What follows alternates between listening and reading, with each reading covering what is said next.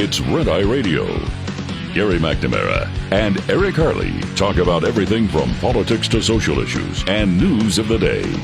Whether you're up late or you're just starting your day, welcome to the show. From the Uniden America Studios, this is Red Eye Radio. All across America. He is Eric Harley, and I'm Gary McNamara, and we are Red Eye Radio. Hi. Hello. All right, so I went to my dealership because I got to, just for normal maintenance, I have to bring in my 2003 vehicle. Mm-hmm. And I looked, and they had the estimated mileage on it. It was like 300 and something thousand. I haven't reached 255 yet. I don't put a lot of miles on it at all. Right. But it turned, last month, it turned officially 22 years old. Yeah. And it's a great vehicle. I mean, I just love it. I'm like, wow. I mean, I never thought in my life, because when I was younger, I mean, you went through cars every couple of years, it seemed. But so I go to my dealership just to make an appointment, not this week, for next week. Just did it during the break. So I can't forget to do that. As soon as I get to my dealership's website, here it is. Ready? Federal EV tax credit program ending soon. 49 days, 19 hours, 52 minutes. Get that $7,500 now while you can. They do expect that there's going to be an increase in people, pre-buying. Getting the vehicles over the next month and a half, that EV sales will go up because of it. Right, yeah. Because then it ends. I really wonder what's going to happen to EV sales after the federal credit goes away.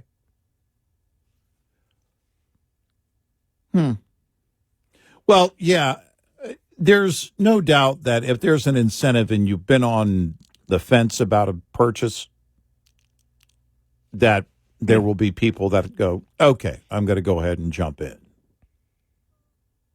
And then you make the comparative to that, I don't know, whatever, a year, 2 years from now, and say, see, the EV sales have dropped. Well, where was the actual demand to begin with? At market price. Exactly. And if you take that and play that out over the years, again, we're gonna find out. And this is what we have always said. I'm not against EVs. I'm not against EV technology. Not against anything. You make it efficient, cost efficient, and reasonable when it comes to usage. Who was it? Which company? It was a Chinese maker, I think, that promoted that they would soon have a car available where you could charge it 80% of the battery or something in like 5 minutes. And the rest of the EV manufacturers said, nope, that's not going to happen. And so, there's your peer review right there. The peers were, because they don't want to be, the others don't want to be caught in that game going, well, look, basically, imagine that if they could do that, then all the others, everybody would be looking at Tesla and all the others going, hey, why can't you do that? So that's not real. If that ever becomes real and gets to a point of, you see these tiny EVs, the tiny EV trucks. It's a small truck that's going to be, I think, somewhere around $25,000. Mm-hmm. Let's be careful about calling it a truck. I mean, technically, my grandson's little toy truck is a truck. But let's be careful about what we call a truck in the marketplace. Does it have space in the back? Yeah. Oh, I've seen that. Yeah, I've seen that. Yeah, it's a Mini Coupe truck. Well, listen, if you go buy some flowers at Home Depot, all right. Probably better than putting them in your floorboard. It's a perfect truck Yeah. for if you're a gardener. That's not going to be a construction buy. It's, when your truck is smaller than my that's what it's listed, small SUV. well, if I can put It your might truck, not be a truck. if I can put your truck in the back of my truck, it ain't a truck. And that's what it's, but I will say this. For somebody who wants a small vehicle that has, some open bed space in the back for whatever reason, okay, great. Let the market be the market. Let the EV makers come out and compete to get that, eventually, I don't know if they'll ever get to it, a 5-minute 80% charge. Mm-hmm. Okay. I'll believe it when I see people flocking to buy them at real market prices and at the cost that the real cost of manufacturing that, because that's what it comes down to, is that the OEMs look at this and they've been playing this game. This is the problem with playing the game from the beginning. We want to appease lawmakers. You'll find out that, corporations or CEOs or certain philanthropists or certain donors, not philanthropists, but donors, give equally to both sides. Well, they're hedging their bets. And with companies, they want to remain compliant. They don't want to be shut down. And which means it comes back to the government regulations. Let the market decide. Let's quit living in this dreamland of, we can run everything on wind and solar. We can do everything. Look, we get wind and sun for free. Except on the days we don't get wind and sun. And, life is one big fairy tale. I don't care what people decide in their own lives. Don't ask me as a taxpayer to chip in for it. Yeah, it's that simple. Yep. And we mean anything. Well, what about the oil and natural? If there's oil and natural gas subsidies, and we don't mean tax breaks, we mean actual cash subsidies going for any product, we're against them. Yep. There's no need for that to happen. Right. Reading here, because as we talk about energy, this was written an op-ed piece in the Wall Street Journal. Ed Tice, who is Paul Tice, who is the senior fellow at the National Center for Energy Analytics and the author of The Race to Zero, How ESG Investing Will Crater the Global Financial System. Right here, how Phil Murphy caused New Jersey electricity prices to soar. Sound energy policy is on the ballot in the Garden State this November.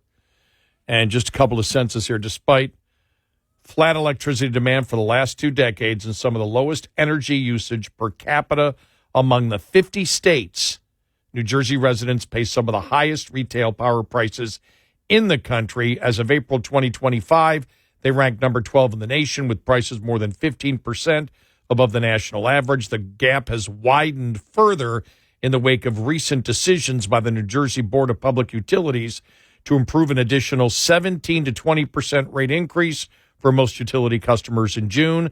A decade ago, the outlook for New Jersey was great. The state was adding natural gas generation capacity to take advantage of the abundant low-cost natural gas from next door in Pennsylvania. By 2016, New Jersey achieved energy independence by supplying all of its power needs with in-state generation for the first time in its history, partially fueled by Pennsylvania gas. Then the state threw it all away.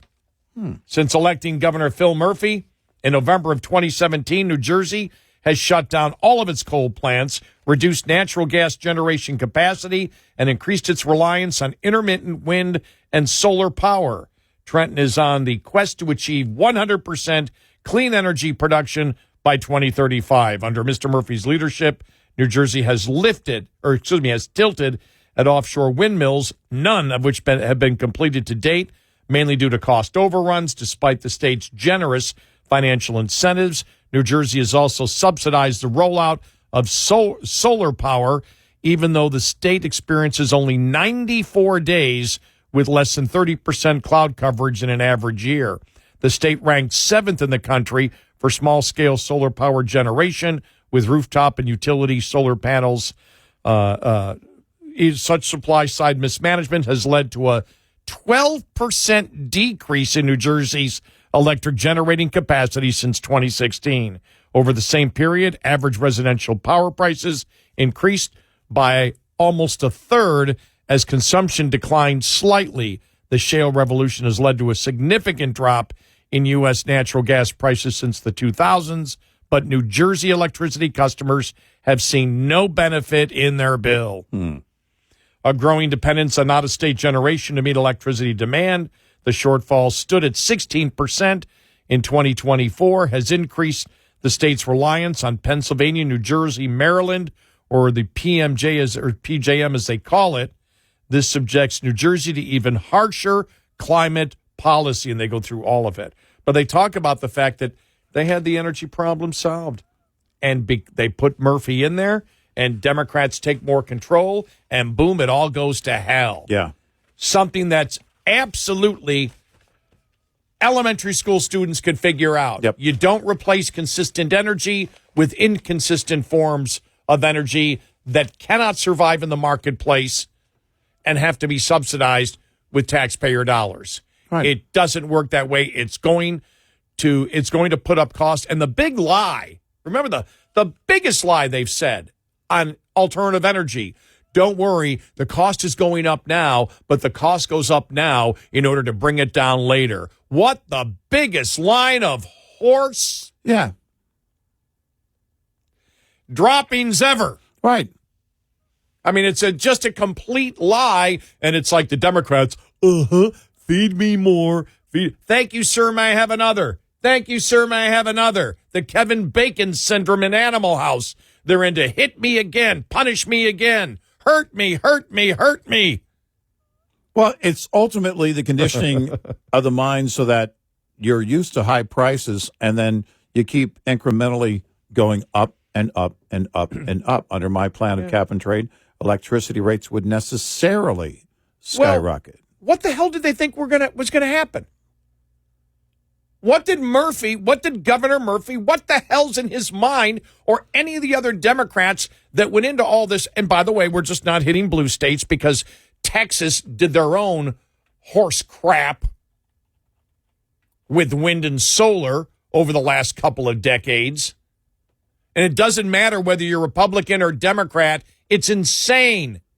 You're talking about the lifeblood of our society, of our industry, of our quality of life, of our national security.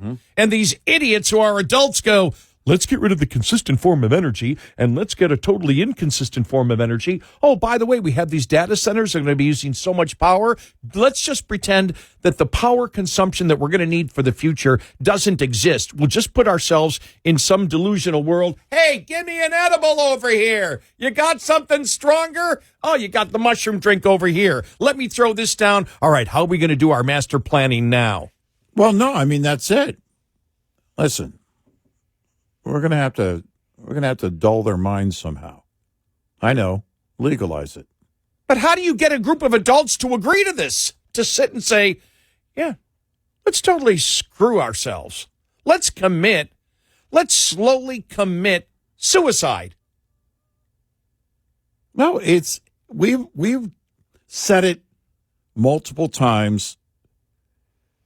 Every time we're looking to go to a newer energy source, up until now, it's been a more efficient source. Yeah, first time in the history of the United States, the world. And now we're doing the opposite. And not only as some great type of scientific, economic, and virtue signaling morality or whatever to it. It's just at times I get speechless because I can't believe adults sat in a room and said, let's commit economic, and energy suicide. Right. And they're still doing it. Yeah. And now I hear that's the whole point I heard over the weekend. Well, this could be on the ballot. Well, why the hell wasn't it on the ballot beforehand? Are the people of New Jersey that stupid? Where in the past they went, well, yeah, let's vote for pretend. Yeah. Yep. Let's live in a pretend world. No, that's it. I mean, it really is. Let's live in this fantasy. That's why I think legalization's a big part of it. Look, we're going to have to dull their minds somehow. You want them to be truly delusional. Legalize it. Let them smoke or eat all the weed they want. Come on. Anything to help dull their minds so we can do more of this. Yeah. Sedate the masses. Well, come on, even with COVID. Oh, no, we're not closing liquor stores. No. In fact, we'll make it easier to get liquor. Dan, if you get drunk at home while you're working from home, we're not going to say anything about it. We're going to encourage people to work and drink at home. The study came out. 50% of people admitted to drinking throughout the day while working at home during COVID. And we said, yeah, and the other 50% are lying. 866-90-RED-EYE. This morning's USDA Farm Report is brought to you by House Products.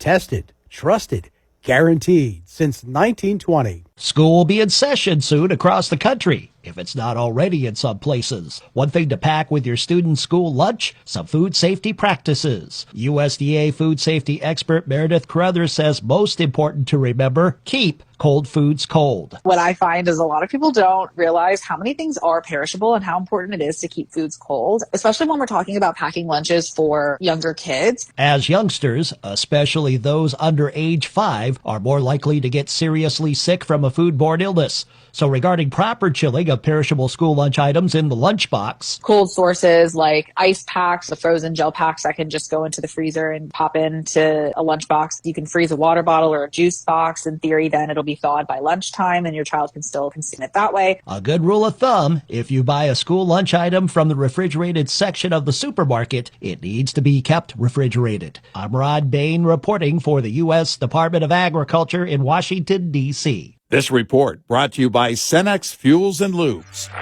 Lines open for your calls. 866-90-RED-EYE on Red Eye Radio.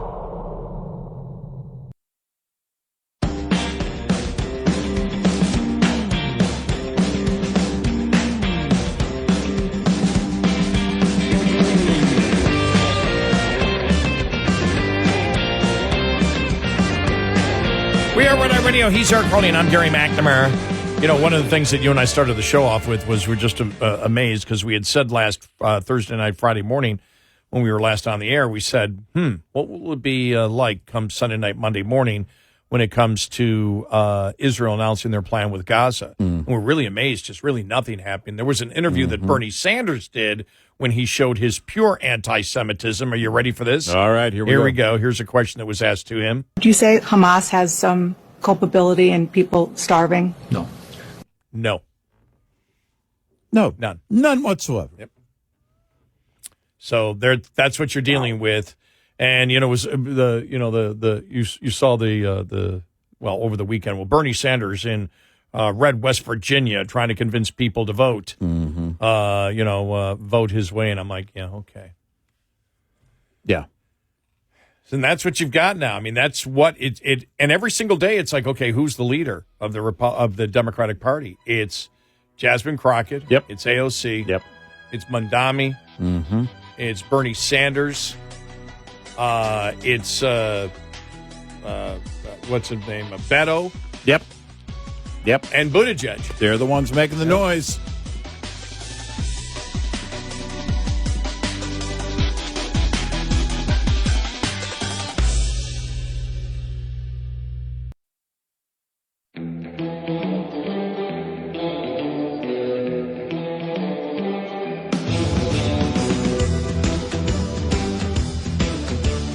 You're listening to Red Eye Radio from the Uniden America Studios.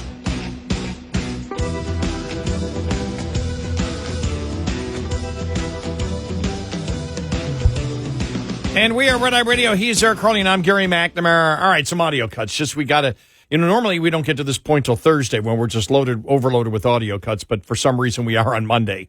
And so you ready? This is a question of Bernie Sanders.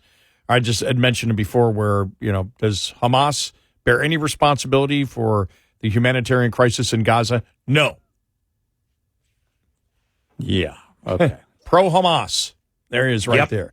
Then this is a young West Virginia voter asking Bernie Sanders a question. Here we go. My belief, and I think the belief of everybody here, is that West Virginia is not going to succeed until the American working class succeeds as a whole. So, having said that, my question is this. How do we get the corporate wing of the Democratic Party, who is just as guilty of taking money from billionaire causes, to embrace a progressive working class agenda, because it's about time? What's your name? Max. You're going to lead it, Max. Because Bernie ain't.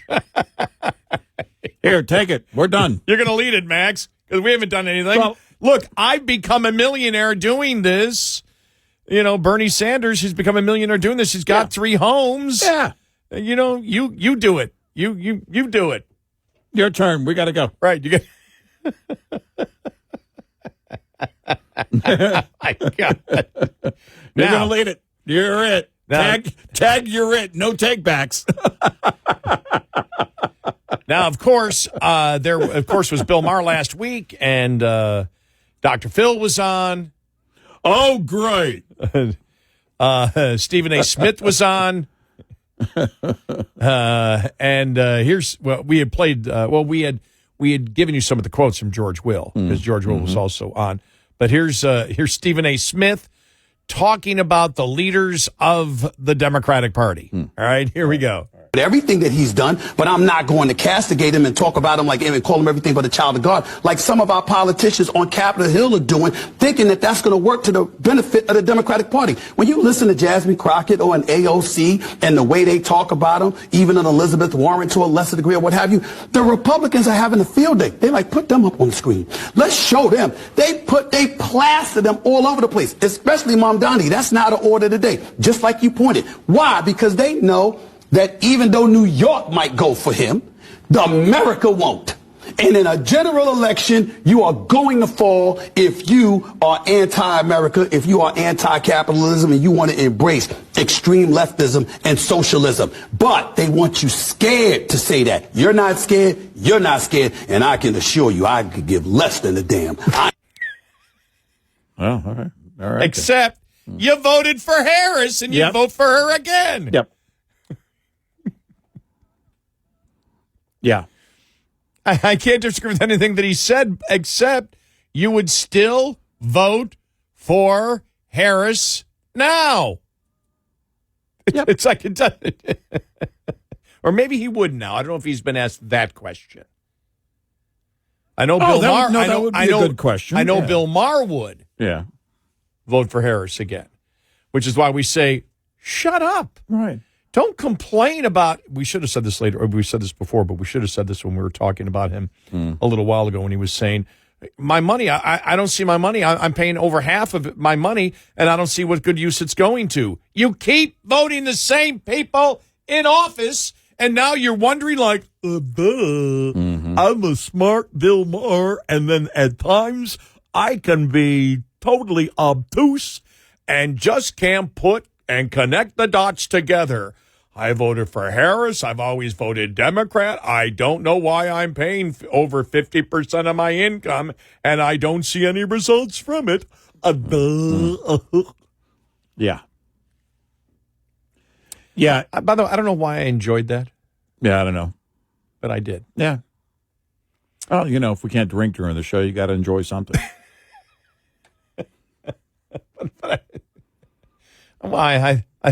I think I made my point, though. My point, I think, was well made. Here is Governor Abbott yesterday.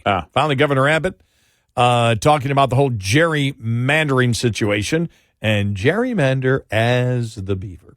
Here we go. So listen, all this big talk and bluster by Democrat governors is nothing more than weak sauce, because the fact of the matter is they are bringing a gun to a gunfight, but they have no bullets because they lost their bullets when they engaged in redistricting and gerrymandering over the past decade. They have, because if you look at what the way lines are drawn in California, in New York, in Illinois, Massachusetts, where there are no Republicans whatsoever, they've run out of Republicans that they can move out of office. If Texas had drawn our lines mathematically the same way that California had, we would be not adding 5 more seats, we would be adding 10 more seats. And if you look at all the Republican states across the entire country, if we engage in this war of making sure that each state is going to draw their lines the way that the Democrat states have, Republicans are going to be able to pick up maybe as many as 25 seats. And then I'll add on top of that, with each passing census, it's the red states that are getting the population, the blue states that are losing population. We know mathematically that New York and California, they lost seats this last census. They're going to be losing more seats in the coming censuses because people are fleeing the leftist ideology of New York, of California, of Illinois, and they're coming to free states like Texas and Florida and Tennessee and he makes a really good point, and I think we had read portions of the Kimberly Strassel op-ed piece in the Wall Street Journal from last week where she was making the case. She goes, look, you look at the math on this, the Democrats have really gerrymandered all the states as far as they can do it. Mm-hmm. Yeah. And they really can't go any further. And it's like if the Republicans decide to do the same thing. Now, we don't know what the Supreme Court's going to do. And what I would like to well, you don't know. You can't figure out how the Supreme Court would draw lines or what they're, if they say, because I do think the Supreme Court's going to come back and say that any majority minority district is unconstitutional. Right. I don't see, it's something that they've talked about. Sandra Day O'Connor talked about it 35 years ago. We can't keep going down this path. Right. And we all know, and the Supreme Court knows, the conservatives on the Supreme Court knows when you have a congressional district go from one end of the state to the other, that should be absolutely unconstitutional. That was never the intent that a congressional district would go from one end of the state to another. They are not, and that's what's happened in these gerrymandered states, that it becomes basically when you've got like Massachusetts, you got a bunch of other states, smaller Democrat states that have 0 Republican districts, none. Mm-hmm. There's no representation for a Republican, and it hasn't been for a long time because of the gerrymandering. And the Supreme Court will look at it and say, the House is supposed to be for, the specific geographic area with this amount of a population. Yeah. You're not supposed to. It's not supposed to look like a snake going across the state. Yeah, odd how it does, huh? And again, there are a number of options here, but what the left is freaking out about, what the Democrats are freaking out about, is this is their last chance. With the gerrymandering, they can keep identity politics in play. It's exactly what they're doing right now in their battle against Texas.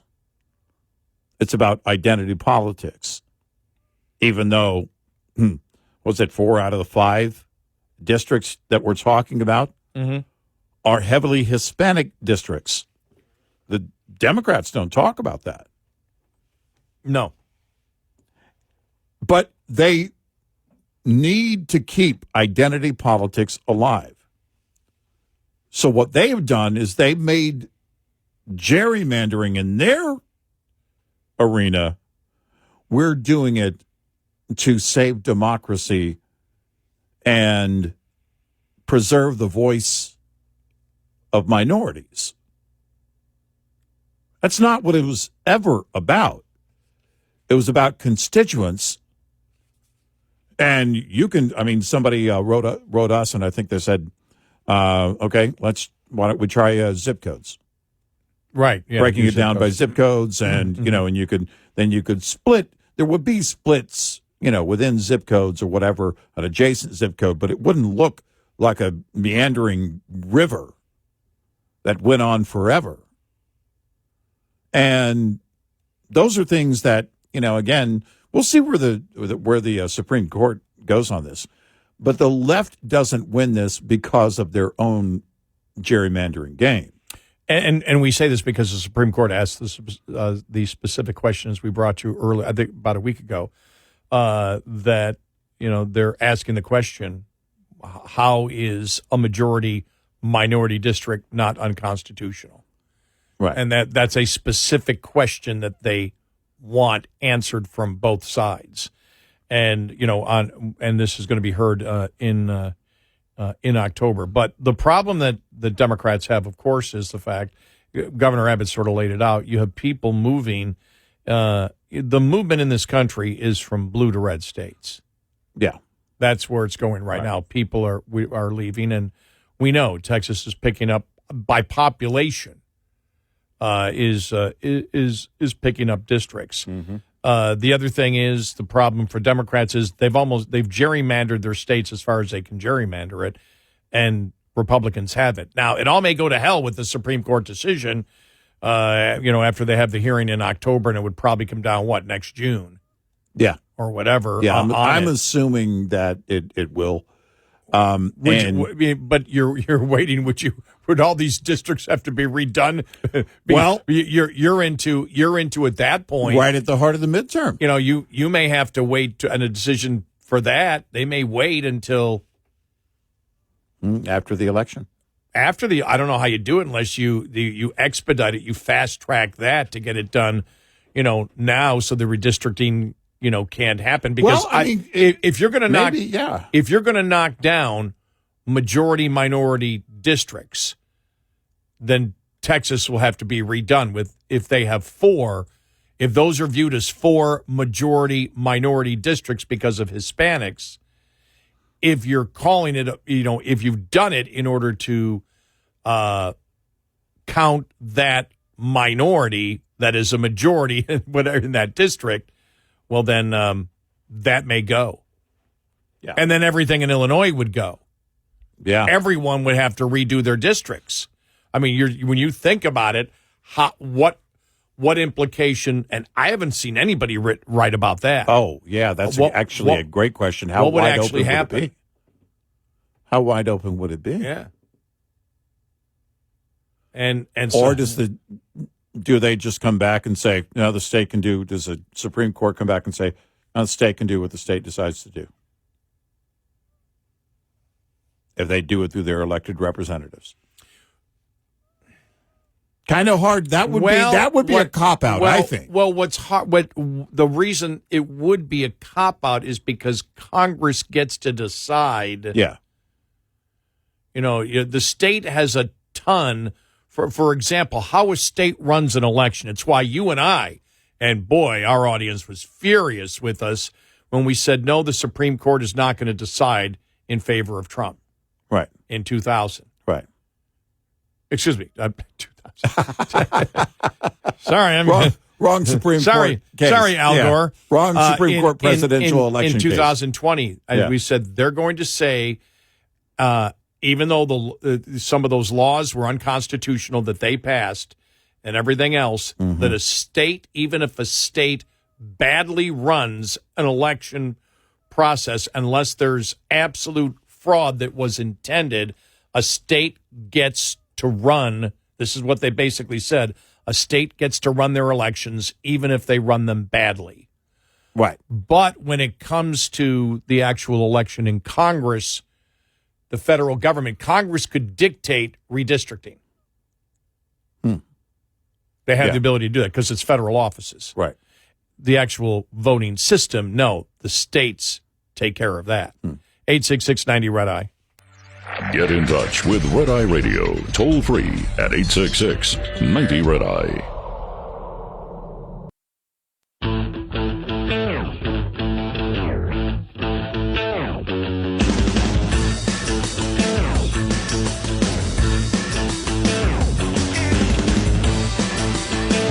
We're Red Eye Radio, He's Eric Harley, and I'm Gary McNamara. So just reading from the Babylon Bee about Trump now, the head of the 2028 Olympic Task Force. He's come up with much-needed changes to the Olympics.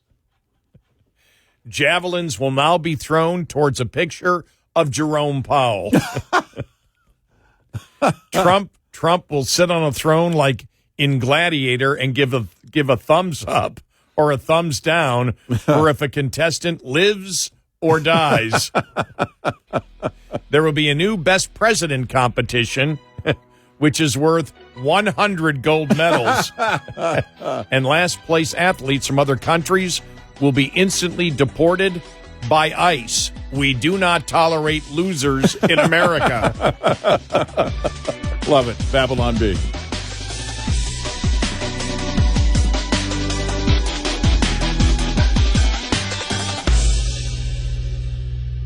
This is Red Eye Radio on Westwood One.